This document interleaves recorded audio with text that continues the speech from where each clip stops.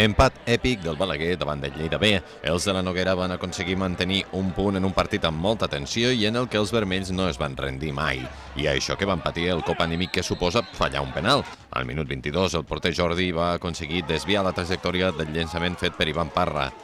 Amb 0-0, al descans. A la represa, els vermells van patir dues expulsions, la de Llerai al 59 per segona groga i la d'Isaac 2 minuts més tard pel mateix motiu, i van veure com el Lleida B aconseguia marcar a través de Gómez al minut 74. Tot i això, no es van arronsar els balaguerins i van anar a buscar un empat a la desesperada que va arribar gràcies al gol marcat per Cribiller a 4 minuts pel final. Felicitar els jugadors, a continuar treballant, la temporada encara queda 9 partits i que s'ha de lluitar cada punt i cada partit, sigui a fora o a casa, i ja et dic, molt content pel treball que han fet aquests jugadors avui, lluitant contra un equip que la toca, i ja et dic que tenia 2 jugadors més al camp. Nosaltres teníem que tindre paciència, generar suficients espais com per